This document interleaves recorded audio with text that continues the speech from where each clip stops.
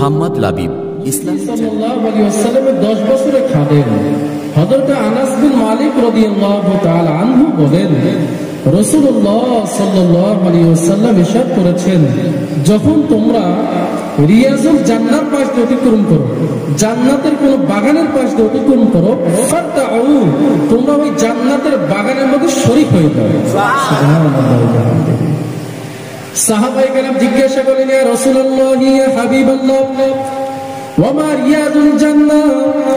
ক্বালা হিলাকুয যিকরি। সাহাবায়ে কেরাম জিজ্ঞাসা করলেন, ইয়া আল্লাহর রাসূল, ইয়া রাসূলুল্লাহ, ইয়া হাবিবাল্লাহ, দুনিয়ার বুকে তো জান্নাতের বাগান আবার কোনটা?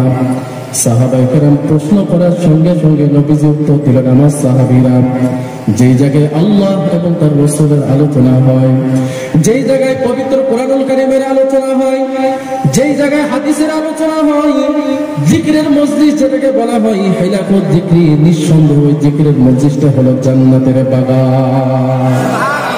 সুবহানাল্লাহ। এই জায়গা তো নিঃসন্দেহে আমরা জান্নাতের এক বাগানের মধ্যে বসে আছি। সুবহানাল্লাহ। এই মসজিদটা কত দামি!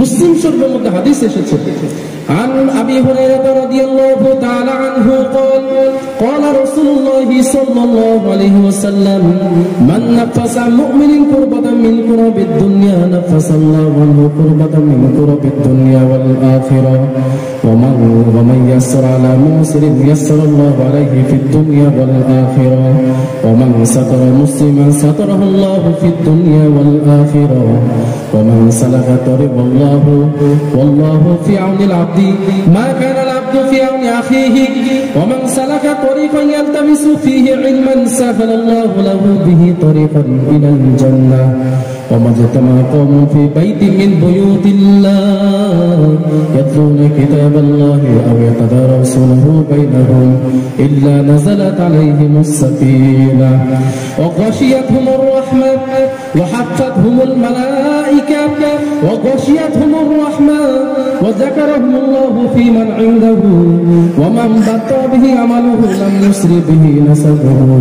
মুসলমান বন্ধুরা আমার, মুসলিম শরীফের মধ্যে হাদিস বর্ণিত হয়েছে, নবীজির বিশিষ্ট সাহাবী হযরত আবু হুরায়রা রাদিয়াল্লাহু তাআলা আনহু বলেন, নবীজি সাল্লাল্লাহু আলাইহি ওয়াসাল্লাম ঘোষণা করেছেন, আমার সাহাবীরা, ওয়াজতামা কওমুন ফি বাইতিন মিন বুয়ুতিল্লাহ, এক জামাত লোক যখন, বিশাল একটা জামাত যখন বসে কোন আল্লাহর এক ঘরের মধ্যে বসে, কোন এক মসজিদের মধ্যে বসে যখন ইয়াতুনা কিতাবাল্লাহ, আল্লাহ রাব্বুল আলামিন কিতাবের তেলাওয়াত করে, আওয়া তাদারুসুনাহু বাইনাহুম, অথবা যখন তারা পরস্পরে কোন আলোচনা করে থাকে, মুযাকারা করে, কোরআন এবং সুন্নাহর আলোচনা করতে থাকে, নবীজি বলেন, ইল্লা নাযালাত আলাইহিমুস সাকিনা, ওই মসজিদের উপর সব সময় আল্লাহ রাব্বুল আলামিনের পক্ষ থেকে বিশেষ রহমত বর্ষণ হইতেই থাকে। আল্লাহ রাব্বুল আলামিনের পক্ষ থেকে বিশেষ একদম রহমতের ফেরেশতা পুরো মসজিদটাকে বেষ্টন করে রাখেন। ওয়াহাফাতুহুল মালায়েকা, ফেরেশতাদের জামাত ওই মসজিদটাকে ঘিরে রাখে। ওয়া যাকারাহুমুল্লাহু ফি মান ইনদাহু, নবীজি সাল্লাল্লাহু আলাইহি ওয়াসাল্লাম বলেন, ওই মসজিদটাকে নিয়ে আল্লাহ রাব্বুল আলামিন মুকাররাবুল মালায়েকাতুল মুকাররাবিন, আলা উর্দু জগতে, ফেরেশতাদের জগতে আল্লাহ রাব্বুল আলামিন এই জামাতের এই লোকগুলোকে নিয়ে আল্লাহ তাআলা ওই ফেরেশতাদের মধ্যে আলোচনা করতে আর গর্ব করতে থাকে। সুবহানাল্লাহ। তাহলে এই দুইটা হাদিসের দ্বারা আমরা বুঝতে পারলাম, আমরা যে জায়গায় আছি এই মুহূর্তে এই পুরো মসজিদটাকে ফেরেশতাদের জামাত ঘিরে রেখেছে। সুবহানাল্লাহ। এটা আমার কথা না নবীজির কথা? নবীজির কথা। নবীজি বলেন, এবং এই জামাতটাকে নিয়ে এই যে আউলিয়াপুর নুরানি হাফেজা মাদ্রাসা এবং ঈদগাহ যে মাঠ, এই মাঠের লোকগুলোকে নিয়ে আল্লাহ রাব্বুল আলামিন এই মুহূর্তে ফেরেশতাদের সামনে আল্লাহ তাআলা আলোচনা করতেছেন, গর্ব করতেছেন। সুবহানাল্লাহ। বুখারী শরীফের মধ্যে হাদিস এসেছে, আজীব এক হাদিস। নবীজি বলেন, ফেরেশতাদের একটা জামাত পৃথিবীর আনাচে কানাচে সব সময় ঘুরতে থাকে আর ঘুরতে থাকে। সন্ধ্যার সময় যখন ঘনিয়ে আসে, ফেরেশতারা যখন আমলনামার পৃষ্ঠা বন্ধ করে দিয়ে আল্লাহ রাব্বুল আলামিনের কাছে যাই, আল্লাহ রাব্বুল আলামিন ওয়া হুয়া আ'লামু বিহি, আল্লাহ রাব্বুল আলামিনের হাবিব বলেন, বুখারী শরীফের মধ্যে হাদিস এসেছে, আল্লাহ রাব্বুল আলামিন ওই বান্দাদের অবস্থা সম্পর্কে জানেন। এরপর ফেরেশতাদেরকে জিজ্ঞাসা করেন, ফেরেশতারা আমার কোথা থেকে আসলে? ফেরেশতারা বলেন, আল্লাহ দুনিয়াতে তোমার ওই বান্দারা এক জামাত লোক বসে আল্লাহ তোমার আলোচনা করে, তোমার বরত্বের আলোচনা করে, তোমার মহত্বের আলোচনা করে, আল্লাহ তোমার কোরআনের আলোচনা করে, তোমার হাবিবের আলোচনা করে। এভাবে যখন আল্লাহ রাব্বুল আলামিনের কাছে জবাব দেয়, আল্লাহ রাব্বুল আলামিন বলে আমি তো তাদের ব্যাপারে জানি।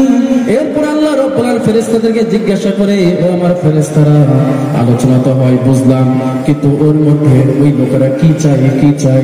ফেরেশতারা বলে, আল্লাহ ওরা তো জান্নাত চাই। ও আল্লাহ রাব্বুল আলামিনের হাবিব বলেন, ওই সময় আল্লাহ তাআলা জিজ্ঞাসা করেন, হাল রাআউ হাল জান্নাহ, হাল রাআউ জান্নাহ, তারা কি জান্নাত দেখেছে? ফেরেশতারা বলে, আল্লাহ তারা তো জান্নাত দেখে নাই। আল্লাহ রাব্বুল আলামিন বলেন, কাইফা লাউ রাআউহা, ও আমার ফেরেশতারা ওরা যদি জান্নাত দেখতো তাহলে আর কি করতো? ফেরেশতারা বলে, আল্লাহ আপনার কাছে তো বেশি করে জান্নাত চাইতো আর জান্নাতের আমল করতে থাকতো। আল্লাহ রাব্বুল আলামিন বলে, ফেরেশতারা আমার সাক্ষী দেখো, যারা আমি আল্লাহকে দেখে নাই আমি আল্লাহকে ভয় করে, যারা আমি আল্লাহকে দেখে নাই আমি আল্লাহকে ভয় করে আমি আল্লাহ রাব্বুল আলামিনের আলোচনা করতে থাকে, গুণগান গাইতে থাকে, তারা জান্নাত দেখে না জান্নাত চাই। ফেরেশতারা সাক্ষী দেখো আমি আল্লাহ রাব্বুল আলামিন তাদেরকে জান্নাত দিয়ে দিলাম। নবীজি সাল্লাল্লাহু আলাইহি ওয়াসাল্লাম বলেন, আল্লাহ রাব্বুল আলামিন তাদেরকে আবার জিজ্ঞাসা করে, ফেরেশতারা আমার ওরা কি আর কি চাই? ফেরেশতারা বলে, আল্লাহ ওরা তো জাহান্নাম থেকে মুক্তি চাই, জাহান্নাম থেকে মুক্তি চাই। আল্লাহ রাব্বুল আলামিন ফেরেশতাদের বলে, কাইফা লাহা, তারা কি জাহান্নাম দেখেছে? ফেরেশতারা বলে, আল্লাহ তারা তো জাহান্নাম দেখে নাই। ওই সময় আল্লাহ রাব্বুল আলামিন বলেন, কাইফা লাউ রাআউহা, ও আমার ফেরেশতারা শোনো, ওরা তো জাহান্নাম দেখে নাই, জাহান্নামের শাস্তির আলোচনা শুধু শুনেছে। এরপর তারা জাহান্নাম থেকে মুক্তি চাই। তারা কাইফা লাউ রাআউহা, ওরা যদি জাহান্নামের ভয়াবহ শাস্তিগুলো দেখতো তাহলে কি হইতো? ফেরেশতারা বলে, আল্লাহ ওরা দুনিয়ার সব কাজকর্ম বাদ দিয়ে জাহান্নাম থেকে মুক্তি চাইতো। আল্লাহ রাব্বুল আলামিন বলে, ফেরেশতারা আমার সাক্ষী থাকো, ও আমার ফেরেশতারা যারা জাহান্নাম দেখে নাই, জাহান্নামের শাস্তি দেখে নাই, জাহান্নামের বর্ণনা শুধু শুনেছে, জাহান্নামের শাস্তির বর্ণনা শুনেছে। এরপর আমি আল্লাহ রাব্বুল আলামিনের কাছে তারা জাহান্নাম থেকে মুক্তি চাই। ফেরেশতারা আমার সাক্ষী দেখো, আমি তাদেরকে জাহান্নাম থেকে মুক্তির ব্যবস্থা করে দিলাম। সুবহানাল্লাহ।